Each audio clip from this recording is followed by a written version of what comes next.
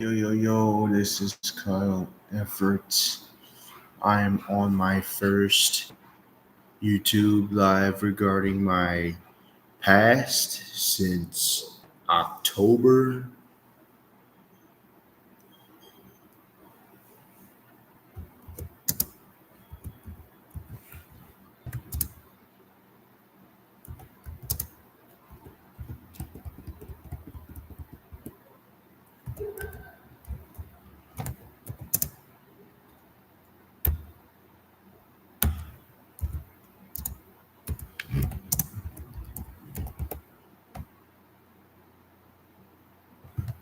Okay, I'm making sure.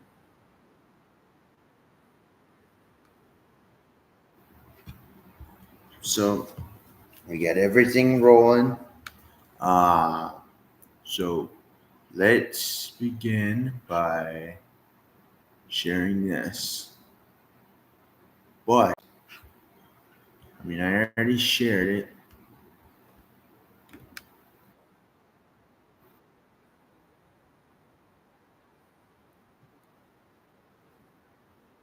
Let's begin with this copyright disclaimer. Okay. Anyone who seeks to try to copyright my videos without my expressed permission will be facing a DMCA strike on my channel, or they will have to pay out of pocket. They will have to pay me directly. Now, I know I'm not no copyright law expert, but I am protecting most of my videos, especially regarding my information, personal information, under copyright protection law. Uh, so whatever you are seeing, even the content I'm seeing, is not public. This is private. If you want exclusive content or not content, but like documentation of what I'm showing you on the live, well, that'll be up to me to decide. And you have a pretty high chance of being denied, no matter what race you are, no matter what gender you are, no matter what national origin you are. You have a pretty high chance of being denied. It's like a 95% chance of getting access to my documents being straight up denied. Um, I want to throw that out there. Please don't be a dumbass and violate copyright law. Because again, if you do copyright my videos without my express permission or deny it, you are going to have to pay me directly, or you are going to face a DMCA strike on your channel, and they will be persistent until that video is removed. Got it clear? All right. So we have a major update on my past. Now, I don't see many views on my first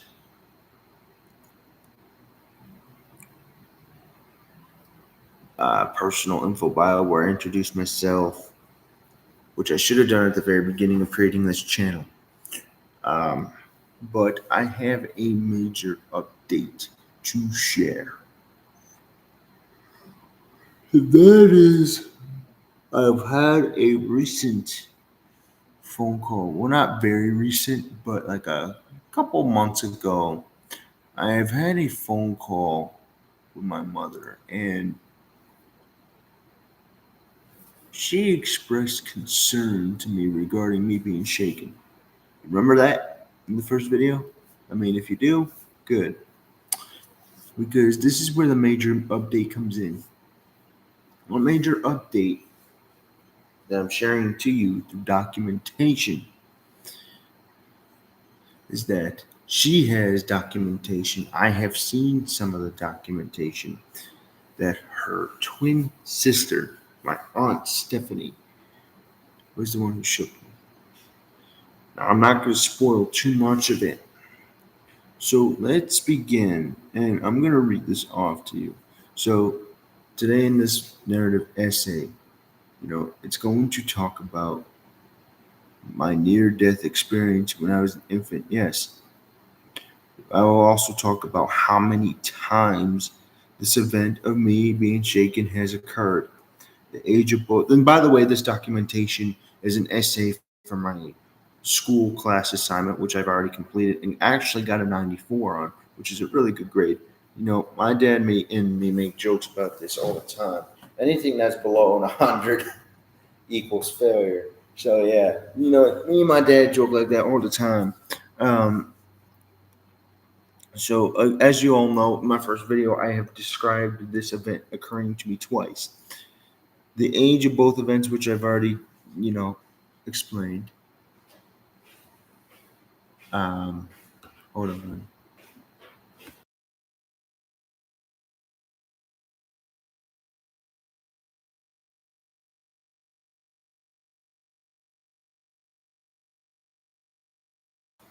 So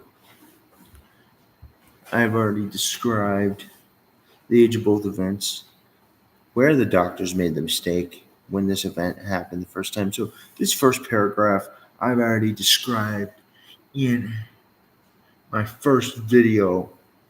Possibility of finding out who. Now this part here, right after this part, everything else should be new.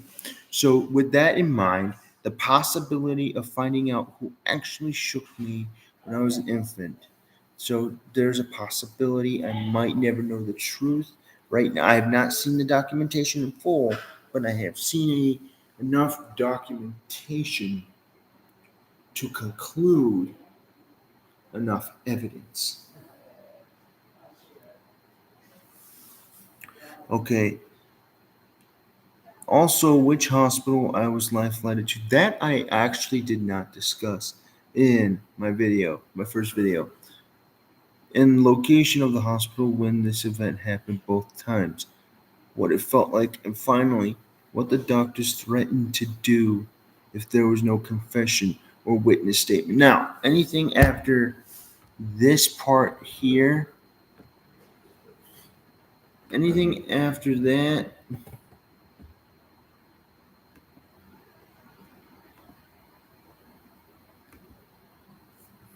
that was all new when I was on the phone call from none of my parents. So, as you all know, I was shaken twice as an infant. The first time the event happened to me was when I was 2 months old, and this event lasted for 1 month until I was life flighted to Danville, Geisinger in Danville, on January 24th, 2007. Now, that was the specific date my mother and dad did confirm that this happened. At this point, I was exactly 3 months old because, again, I was actually supposed to be born on January 25th, 2007. But in reality, I was born on October 24th, 2007.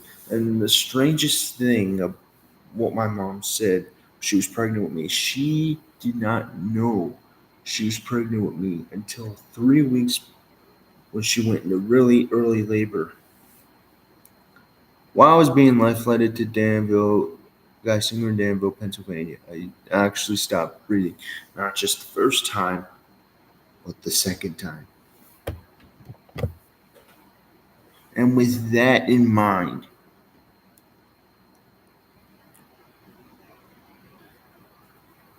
I explained, the doctors, this part I explained where the doctors made the mistake when this event occurred the first time, where they originally thought I had RSV.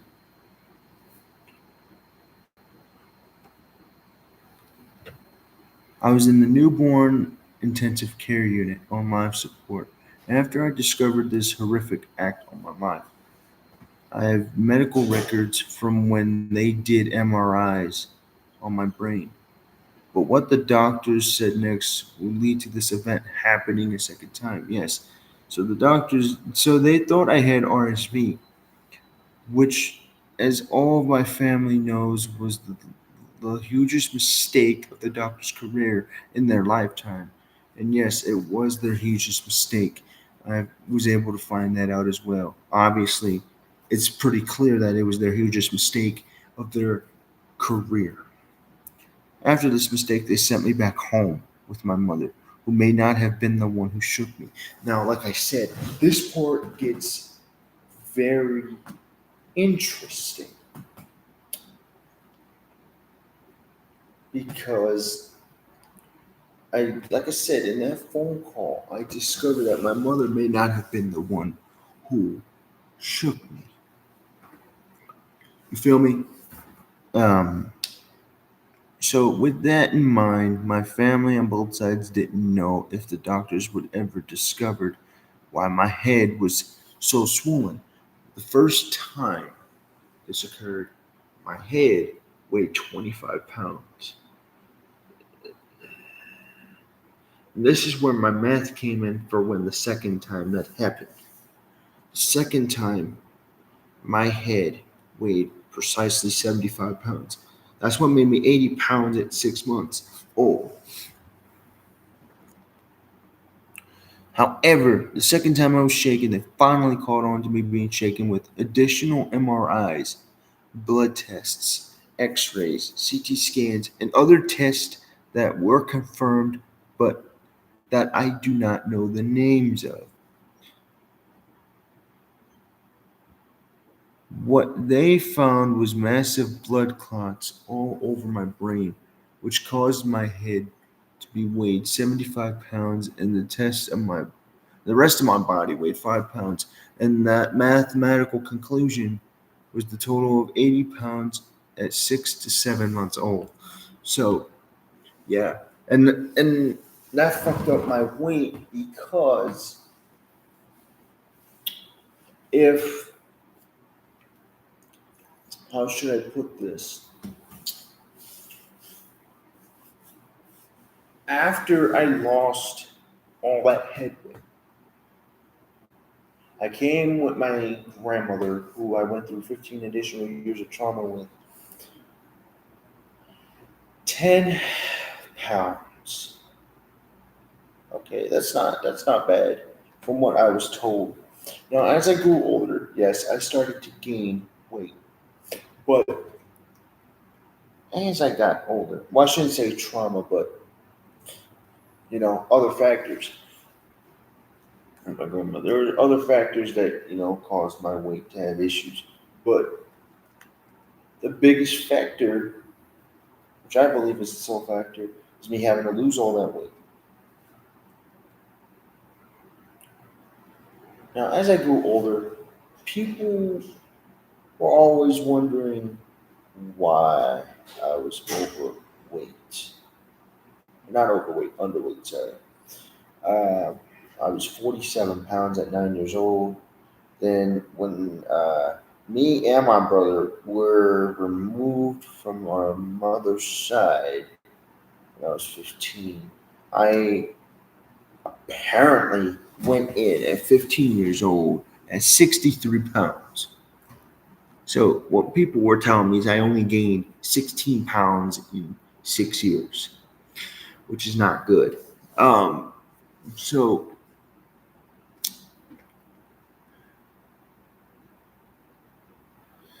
again, in regards to the number of times this event and time periods of me being shaken has occurred, the age of the second time of the event has occurred, and what happened when everyone discovered the horrifying truth. And when I was life flighted to Geisinger Danville, Spain, no, this was the same hospital I was life flighted to when this happened the first time. Officially, when this event occurred on me the second time, I was barely 4 months old when this started. The event lasted for a period about 2 months, so this lasted double than the first time when I was barely 6 months old. The date of me being life flighted the second time again to Danville, Pennsylvania, well, Geisinger in Danville, Pennsylvania, was April 21st, 2007. So It's coming up on 19 years since they actually caught on the second time. Damn. When I showed the same exact symptoms, but the only difference was that my head was precisely 3 times bigger compared to the first time this event occurred. Now, this is documentation of what I know so far that I used for a school assignment, and that's going to be explicitly stated. Um,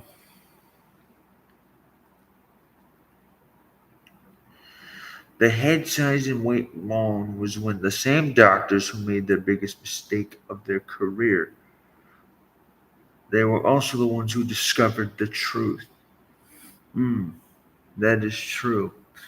I was told that by my dad. He explained to me, I forget the fucking doctor's name, but he was the same neurologist and surgeon in the NICU who found out the fucking horrifying truth of why I was shaken. Now,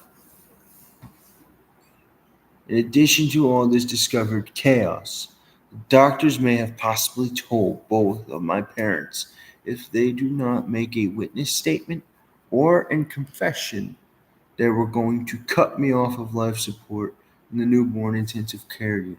As mentioned at the beginning of this essay, I could not breathe on my own.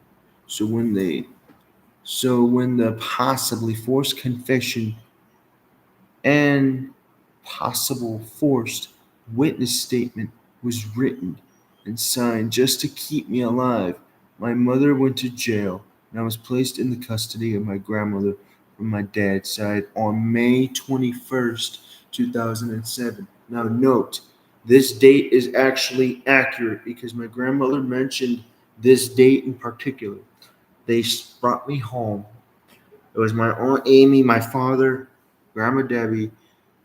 My older brother was already with grandma. I wasn't the first one. Obviously, I'm not the oldest of my mother's children. I'm her second oldest.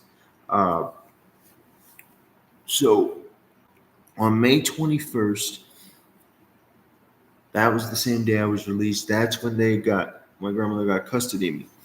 Now, no, there was a lot of chaos afterwards, which I was barely 7 months old, which will be a whole other essay later on if required to do a second narrative essay later in the course, in the semester, or in the future altogether. So I can write freaking 20 freaking books on my past. How violent I was. Um, how traumatized I was. How angry I got at people. How I can use weapons to literally kill people. I literally came close to literally doing what a version of mass shooting, but instead a mass stabbing. I literally came close to doing a mass stabbing on the people I lived with, except my brother. And plus, my brother wasn't part of the trauma he was going through. He was at camp, so he would have been the only one spared. But there would have been a mass stabbing, and I would have not have stopped. And my case manager from Scranton Counseling at that time, Jason Huff, would have been among the victims of me stabbing him had there been not intervention from a psychiatric doctor.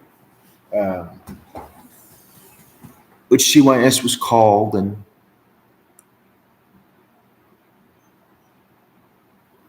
CYS did absolutely fucking jack shit. Anyways, I talked to my mom about a future possibility to discover what actually shook me during both the designated time periods in both events. Recently, in a phone call, like I mentioned in the beginning of the video with my biological mother, she and I discussed the possibility of evidence that I've asked her if I could see in the future when I was ready. I'm not fully ready because I am a little bit enraged knowing that it was my aunt Stephanie at this point.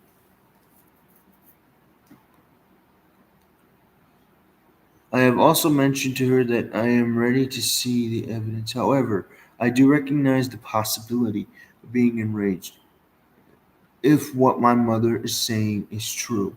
The person in regards to this possible evidence would be my mother's twin and bank robber, fucking idiot, drug addict, retarded ass motherfucking sister, my aunt Stephanie. Yeah, you heard that right. All those F bombs and shit. I don't give a fuck about my aunt Stephanie. She could choke on a fucking dick and I wouldn't care. She can get her head chopped off and I wouldn't care. That's how much I hate my aunt Stephanie because she's a piece of shit. Anyways, the reason why me and my mother think this to be the case is jealousy. Now, my mom did explain a clear case of jealousy. So my aunt Stephanie, she had a baby boy. He died at birth. When she was over at my mother's house, my dad and my mother almost fucking chopped her in half. Why? Well, because my aunt Stephanie was shaking the crib so hard with me in it, she almost broke half of my fucking ribs. And I was a month old. Um, from what my mother's telling me.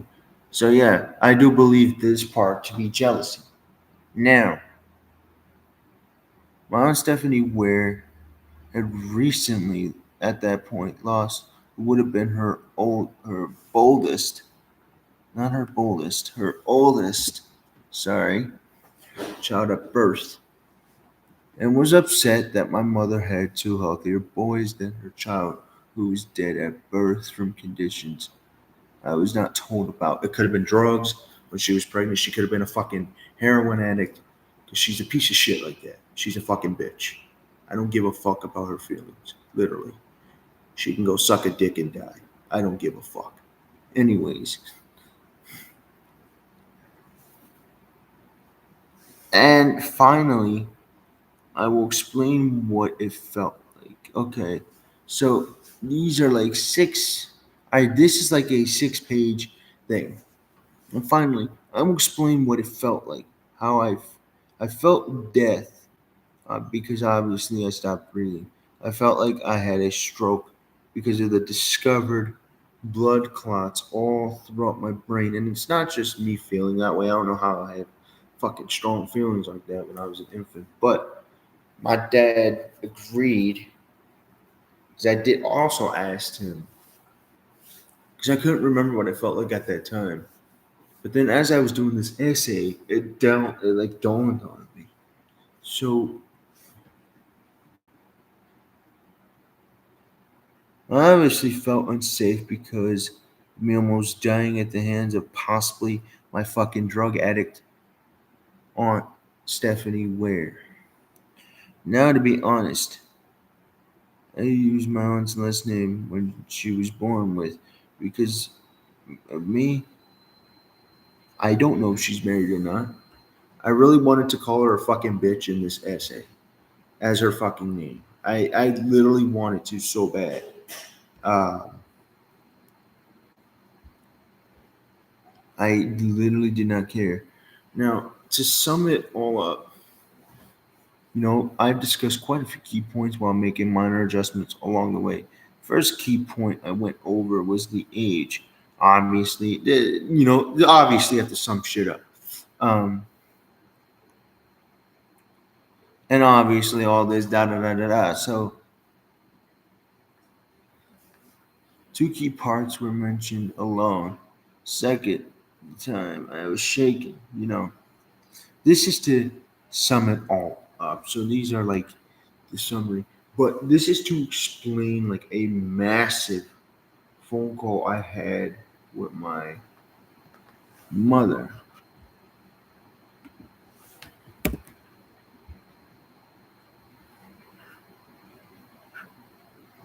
Now, I did make it clear that some events may not appear in order of the thesis. They are in a discovery by discovery process of the events that unfolded from start to finish. And yes, Some events were not in order as I discussed in this paper. Because again, I did it by discovery paid process.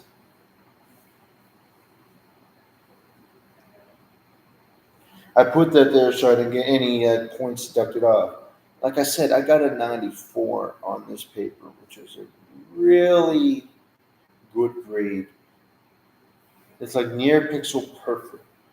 My instructor, I cannot give his name, but my instructor for this course, I did this essay for, he wrote comments to me, but I'll comment another. Well, I will not comment another time because I'm not going to disclose all that. But I felt like was an important part of the live. Um. Anyways, now as I've discussed further possible medical conditions. So we're not going to be sharing no screens for the rest of the time. Um,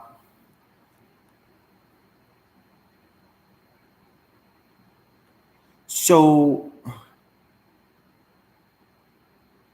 how do I okay, so what I'm concerned about is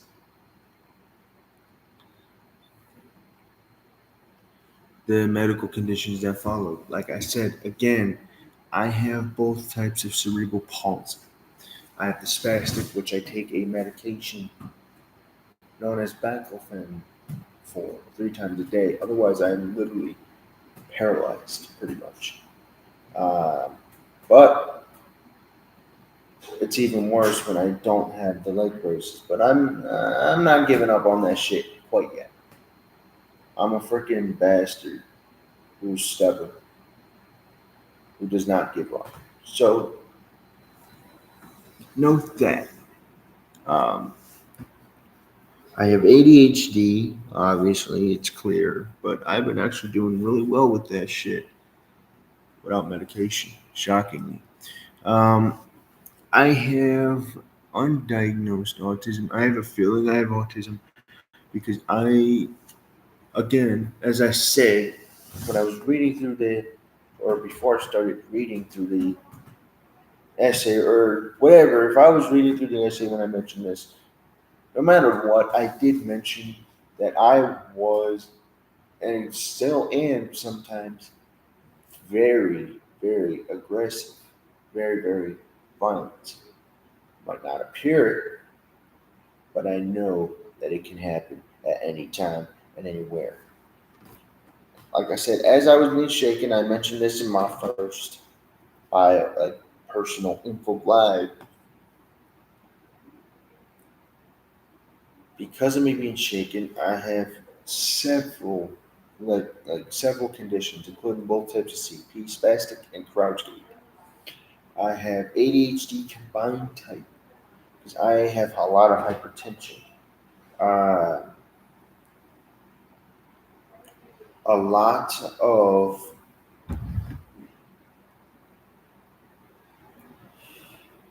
undiagnosed autism symptoms. Again, the symptoms I'm showing from autism can also be shown for baby shaken syndrome. So when they conducted the autism test on me, doctors explicitly made it clear they cannot determine if I have autism, baby shaken syndrome, or both. Um, I'm wondering if this will even change in the future. Um, we'll see. Now, in addition to this, I want to make it very, very clear. I am persistent as fuck. I'm going to put it that way. I was told I couldn't do this. couldn't do that, couldn't do this, couldn't do that because of my disability, both physical and mental. Well, everyone who told me that, you're going to the fucking back because you're wrong. Or do you want a front seat to see the shock and awe up close and personal? Let me tell you, I'd be happy to deliver more shock and awe to people. As I mentioned in my first live, I'm going to school for politics to get in the federal government. Again, I understand the Constitution more than some of these fucking idiots in fucking DC who are brain dead. Yeah, that's right. I call them fucking brain dead for a reason. They have zero brain cells. Like, why are we voting corrupt people in there who could be fucking pedophiles on the Epstein list? Like, yeah, like, what the fuck's wrong with these fucking idiots in DC? Anyways, that's why I want to, be persistent in government. I had dreams of being a firefighter, a nuclear weapons engineer, a surgeon. I couldn't do any of it. Why? All of it stemmed at the baby shaken syndrome. Had I not done had that not occurred, even once, well, my IQ would not be an 83 to 122. My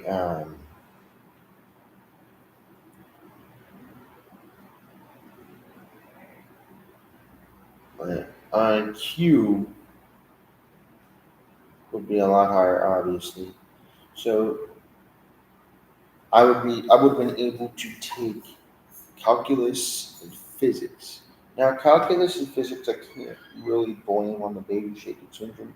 I would have to blame that more on COVID because COVID fucked everything up. COVID-19 actually screwed not just me, but everybody, every infant, toddler, child, adolescent, teenager, adult, young adult, I should say, middle adult, like middle-aged adult, I should say, elderly people. Like, it fucked up everybody, even leaders, bro.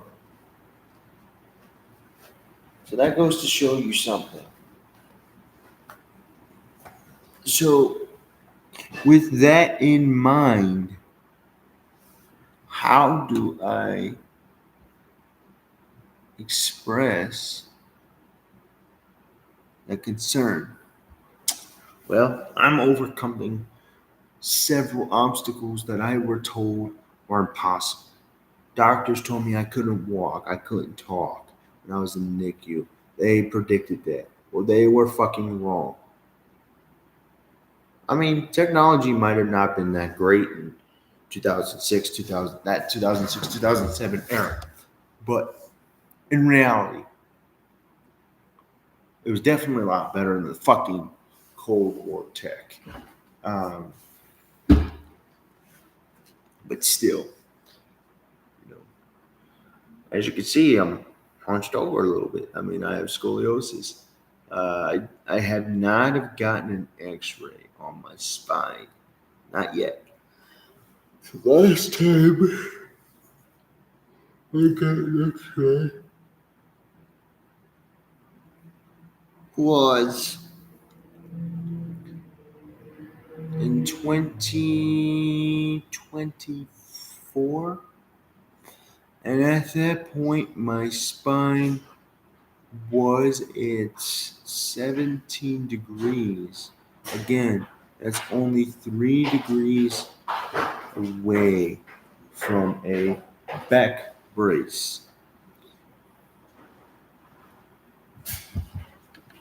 With that in mind, a back brace would definitely keep me upright, but it would definitely throw me off balance because my legs have permanent internal rotation, pelvic rotation. They couldn't do anything with the hips because then again, that would defeat the whole purpose of the leg surgery. When I told a classmate this, he said, "Why didn't they do surgery on my mother's brain?" Because at that time, I was being told my mother did this, my mother was the one who caused this, my mother was the one who caused that. And now that I've seen enough documentation to conclude that not to be the case,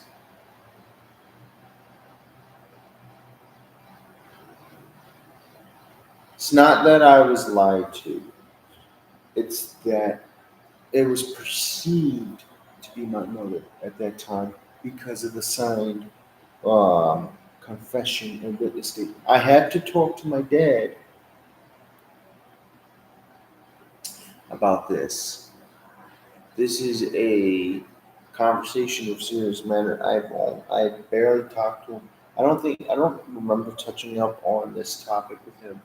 And we've had this discussion in February. It's now April.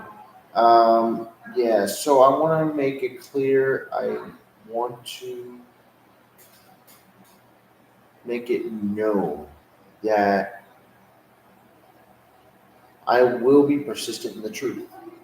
I will make sure that as I persist with the truth, I'm not enraged, I'm not impulsive, because I'm going to tell you this and I don't care if anyone supports me or not.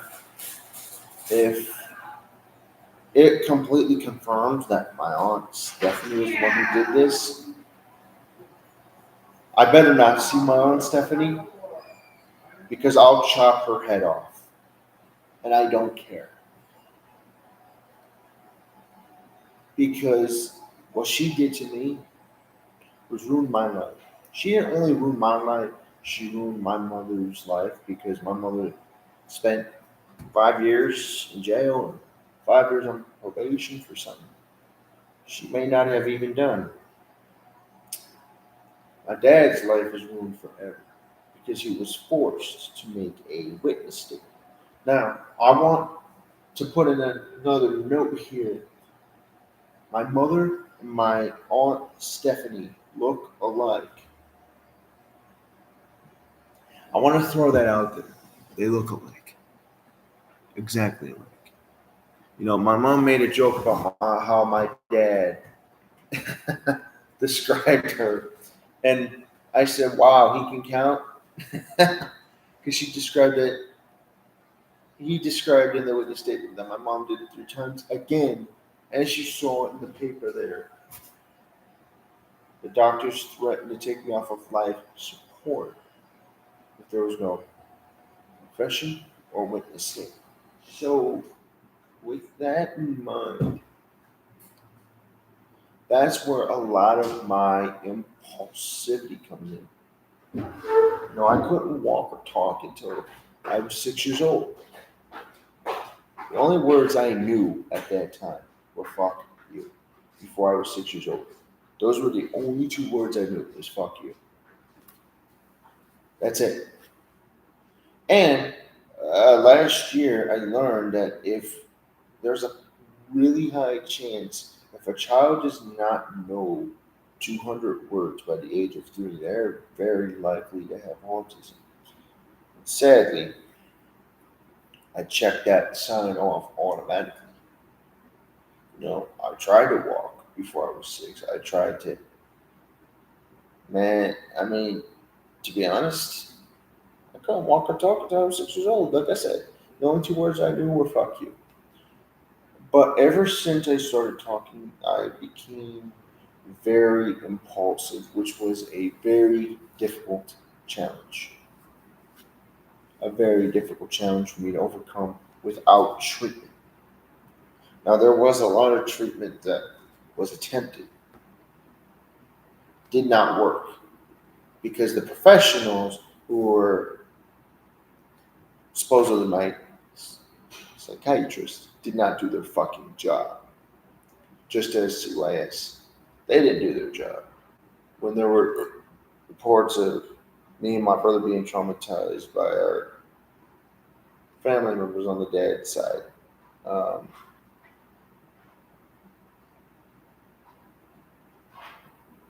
Now, as I became traumatized even more, it just worsened my insanity. Like I almost went completely insane. And I'm gonna tell you, I literally was at the brink of not thinking twice about killing whoever I lived with except my brother or my case manager. Like I literally was at the brink of just chopping heads off. That's how bad it was. And when they tried to put me in a mental institution, the doctor felt I didn't need it because he saw what was going on. And that's when CYS was called. Now, when I was finally removed from my grandmother Debbie's home, I said to the CYS worker, quote unquote, remove me and my brother, or it's going to be a killing spree. It's going to be a glorious victory / bloodbath. I said, you would think that an entity broke into the house, a monster broke into the house. And that's what got me and my brother removed because the CYS worker on that case, knew these kids aren't joking, especially the younger one, because I was the younger one. CYS said, "Are you seriously not joking?" I'm like, "I am serious." I said, "You are well aware of me having to literally hold people hostage because of the trauma I was going through." And then the COS worker pulled up my record. She said, "Oh shit, you were literally about to kill everybody once before." I was like, "Yeah." I told her, "I don't give a fuck." Like at that point, the CYS worker was like, "Okay, we got to move. We got to remove you." So the idea that it took 15 fucking years for CYS to do their fucking job to remove kids who were being traumatized is insane. Here's the problem with CYS. They'll take away kids who aren't being abused, but they'll keep the kids who are fucking traumatized with their abusers. How the fuck does that make sense? And yes, I am expressing my anger at CYS workers. I don't give a fuck how many were charged. The whole fucking agency should be under investigation, no matter what fucking county in this country they're from. They should all be in cell block 1 with Tyrone so they can get their cheeks clapped. Because people like Tyrone don't like when children are getting hurt. You know, I had to throw that out there. You know, again, I have a lengthy, I don't have a lengthy criminal record myself, but I have family members who got criminal records that look like they're fucking 10 miles long. Yeah. We're talking gangsters. We're talking child rapists. I'm related to 5 child rapists. 3 on my dad's side, 2 on my mom's side. And I had a discussion with a fellow resident here about that because we were comparing, drug dealers versus child rapists. And what my brain thought was that the drug dealers were worse than child rapists. But it's not just my thinking; it's everybody's thinking. But I realized the child rapist is actually a lot worse because children were hurt every time. Now, I have a statistic I have to tell you. The DOJ spends $3.15 billion on drugs. Just take a guess how much they only spend on chomos. 48 million.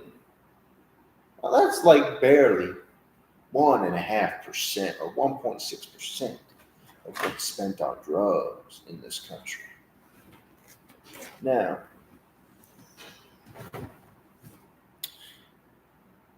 all of that was kind of unrelated. It was kind of related in a way. But, anyways, I got a future career. I've added a future career. Like, I want to hopefully start. I did apply for a job because I don't want to, live off the government anymore. But, because, our government's shady as fuck and you can't trust them. But yes, I also want to have a interesting career in catching chomos and putting them in cell block 1 with Tyrone so they can get their cheeks clapped before I get into my career of politics. Yeah. I am related to chomos who have had sexual intercourse with 2 of his siblings before. And it's fucking disgusting. I literally fucking snapped that dude's fucking neck in a heart. It sickens me why they would do this shit. So, like, I was like, hey, yo, like, that shit's fucking nasty. But in light terms, I hope I can do a lot in the future with this stuff. Hopefully, we'll see. So props you got to be given where props is due, because I am overcoming these obstacles. I don't give a fuck what anybody says. No one's gonna tell me what to do. I'm home with the fuck back. All right. So if you enjoyed this live, I'm going to have to cut it here. I'm getting sleepy. If you enjoyed this live, it will have to be cut here, unfortunately. You can follow me on Instagram, TikTok, Discord, Snapchat, and LinkedIn. You can be friends with me on Facebook. You can also like, comment, share, subscribe on YouTube. Share this video with who you believe is somebody who is actually struggling with their mental health because of trauma as a child. Share this with somebody you know who's going through a tough time. It could also be even an adult. It could be a little infant. It could be a toddler. Share it with somebody who can actually understand my perspective and help that shape their perspective and their views. I am also encouraging people.